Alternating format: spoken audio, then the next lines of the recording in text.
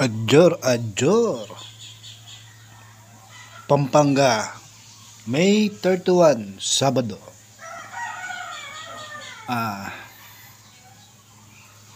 Facebook, bahala kayo dyan. Basta ako dito na lang ako sa YouTube. So sa mga nakapanood sa issue po kahapon, magulo kayo.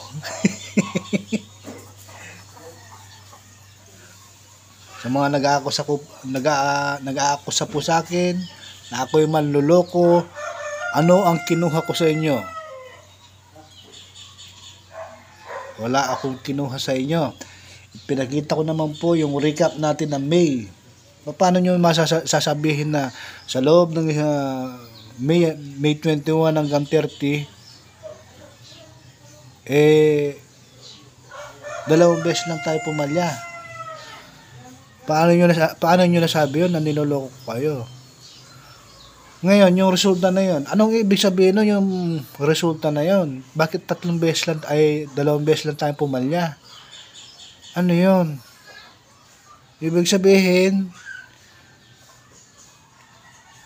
manghuhula ako, ganun. Totoo yung balibalita na manghuhula ako. Hindi po akong manghuhula. Diskarte po ang tawag doon. So, sa mga bagong pasok dito po sa YouTube, balik programa po tayo. Facebook, bahala kayo.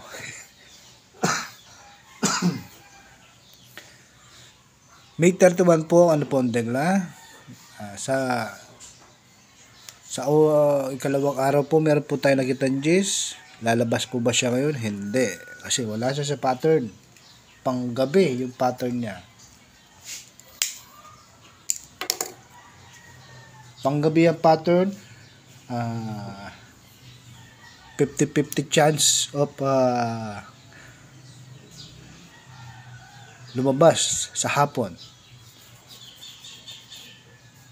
Sa ikatlong araw naman po, meron po tayong 7, 26 at 4.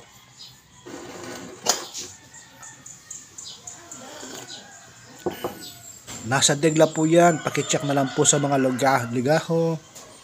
So, sa ikapat na araw po, meron po tayong makikita dyan na 15, 16, tsaka 9.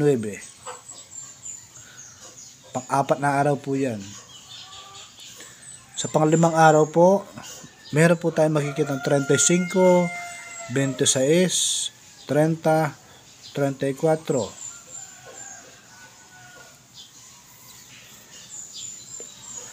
Napakarami pong degla. Yan po ay base sa ligaho. Pakicheck na lang po ninyo. Saka kung mananaya po kayo, makikita nyo naman po yan. Hindi po yan hula-hula. Bumabase po tayo. Nandito po si Tumbok Salud para i-guide po kayo sa magandang diskarte. Ngayon po, sa kada Sabado, meron po tayong makikitang 18 at 27. Ngayon, ano po magandang diskarte? Kung makikita nyo po, ang napili kong magandang diskarte ang 35, 7, 26, tsaka 4. Bakit nyo naman po nasabi yan? O sige po, ipapaliwanag ko saglit lang to, huwag nyo po akong report. Kada 5 araw, yung 35, wait lang po, i-prepare ko lang po.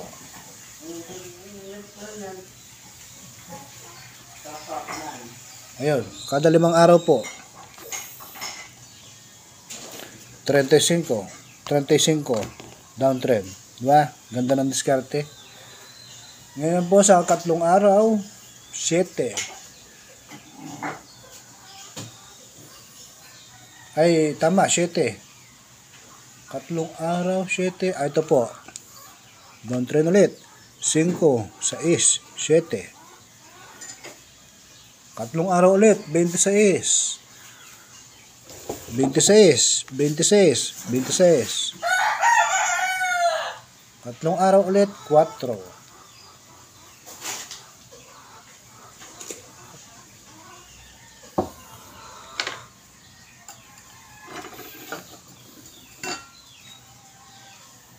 Tama ba? Hindi lang po nawawala yung 4. Ay, hindi pala siya degla. So, ayun, lilinawin ko. Si 4, hindi po siya hindi siya degla. Isa po siyang magandang diskarte. Yun, hindi po siya degla. Isa po siyang magandang diskarte. So, nakita niyo na, Pampanga, May 31 po. At huli po, pasensya na po sa mga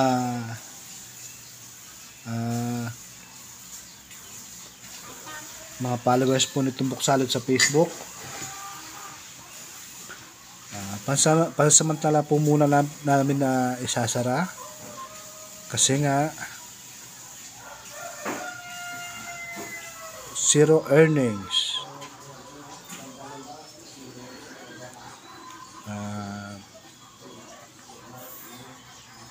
Tapos magulo. Inaakusan nyo pa akong manloloko.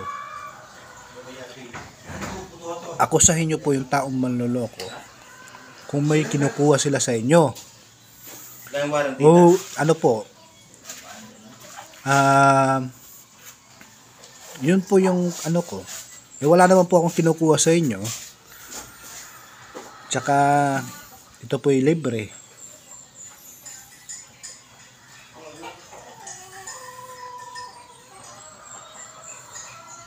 Bali, naobserbahan ko po yung mga nambabash sa akin, mga content creator din eh. So, sila po kumukuha ng ating ideya. Binabash nila tayo sa mismong sarili nating page. Diba? So, yun lamang po. Wala po masama sa ginagawa ko. Libre po ito. Wala po kong kinukuha. Kung tatanungin niyo po ako, bakit ko ito ginagawa, kayo po ang humiling. Nag-post lang ako ng simpleng sa Facebook, nag-viral.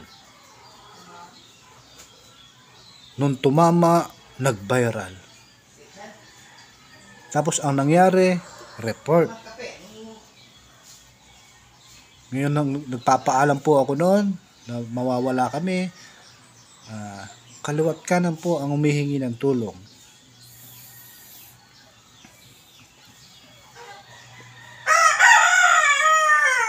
Hindi ko maano sa sarili ko,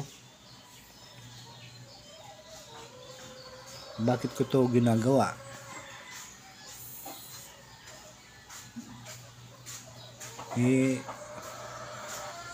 Wala.